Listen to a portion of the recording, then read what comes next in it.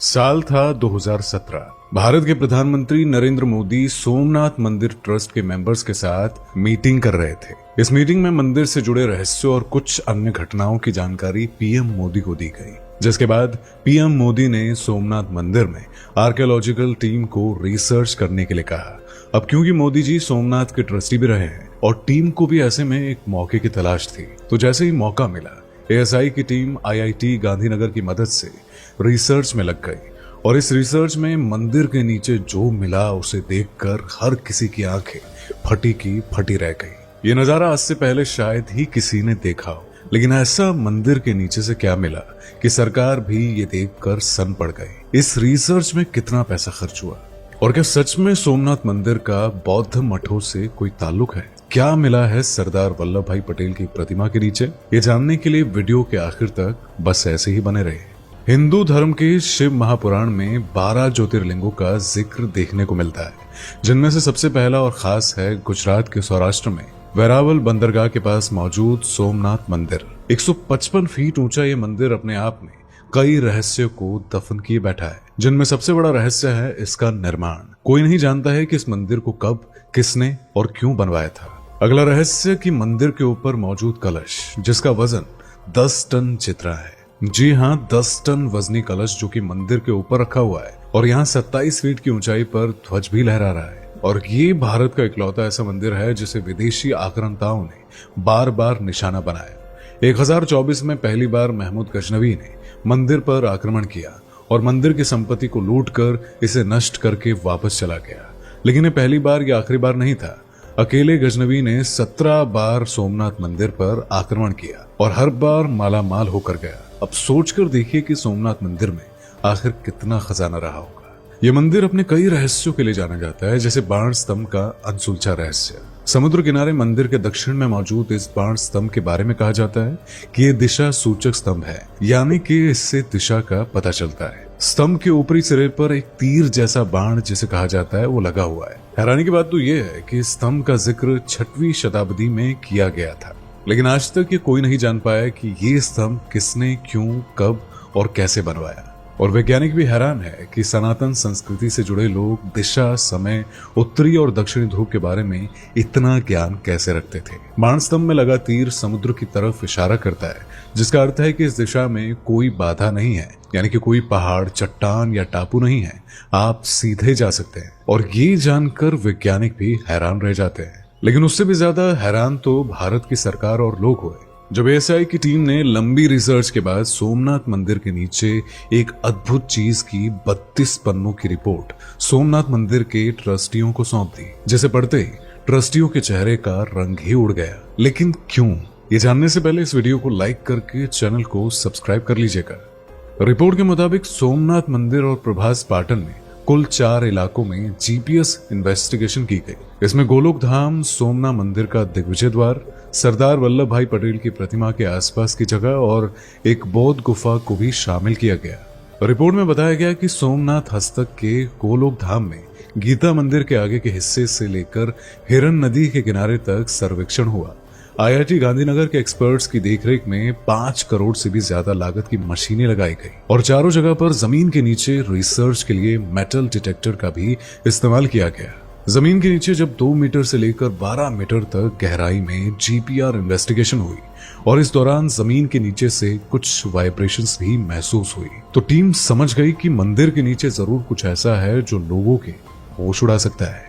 वक्त गुजरा और जब सोमनाथ मंदिर ट्रस्ट के हाथों में रिपोर्ट आई तो पता चला कि मंदिर के नीचे एल आकार की 3 मंजिला इमारत है।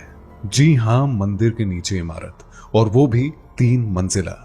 और इतना ही नहीं, बल्कि रिपोर्ट में यह भी कहा गया कि मंदिर से कुछ ही दूरी पर स्थित सरदार वल्लभ भाई पटेल की प्रतिमा के आसपास की जमीन के नीचे बौद्ध गुफाएं हैं। मंदिर के नीचे मिली इस 3 मंजिला इमारत में प्रवेश द्वार भी है। एक्सपर्ट्स का ऐसा मानना है कि सोमनाथ मंदिर पर बार बार मुस्लिम आक्रांताओं द्वारा हमला किया गया था, तो हो सकता है कि पुरानी इमारत के ऊपर ही नए मंदिर की नींव रखी गई हो। इसी वजह से मंदिर के नीचे एक अन्य इमारत है जिसका स्ट्रक्चर भी अच्छा खासा बताया गया है। मंदिर के ऐतिहासिक पन्नों को पलटा जाए तो इसका जिक्र महाभारत से लेकर श्रीमद् भगवत कथा और स्कंद पुराण में भी मिलता है। कहते हैं कि सोम यानी कि चंद्रदेव ने भगवान शिव को अपना नाथ स्वामी मानकर यहाँ तपस्या की थी और इसीलिए इसका नाम सोमनाथ पड़ा। प्राचीन इतिहास में सबसे पहले मंदिर का जिक्र ईसा पूर्व में मिलता है।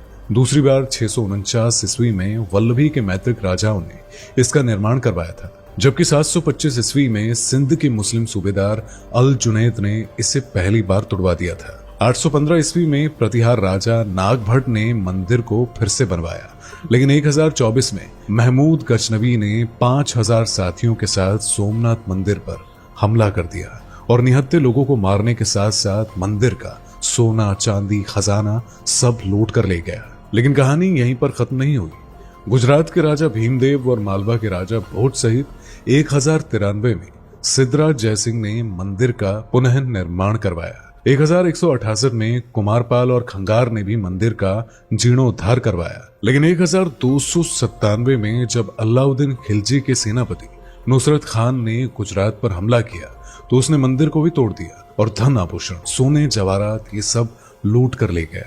1395 में भी मुजफ्फर शाह ने मंदिर को तुड़वाकर सारा चढ़ावा लूट लिया। उसके बाद 1412 में भी उसके बेटे ने ऐसा ही किया। इसके बाद औरंगजेब ने भी सोमनाथ मंदिर को 2 बार तुड़वाया। ऐसे करते करते बार बार मंदिर टूटता रहा और हर बार धर्म के रक्षक उसे बनवाते रहे, जीर्णोद्धार करवाते रहे। जिनमें से एक रहे सरदार वल्लभ भाई पटेल, जिन्होंने देश की आजादी के बाद हाथ में समुद्र का जल लेकर यह शपथ ली कि वो इस मंदिर को दोबारा जरूर बनवाएंगे। और 1950 में मंदिर का पुनः निर्माण शुरू हो गया और जिसका उद्घाटन 1 दिसंबर 1995 को भारत के तत्कालीन राष्ट्रपति शंकर दयाल शर्मा ने किया।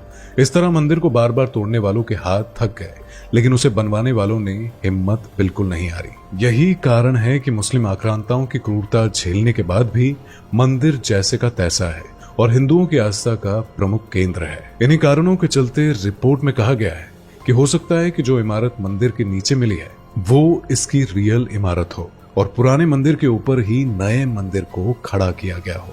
अब वजह चाहे जो भी हो, लेकिन ये वाक्य हैरान कर देने वाली बात है कि मंदिर के नीचे 3 मंजिला अच्छी खासी पक्की इमारत मिली है।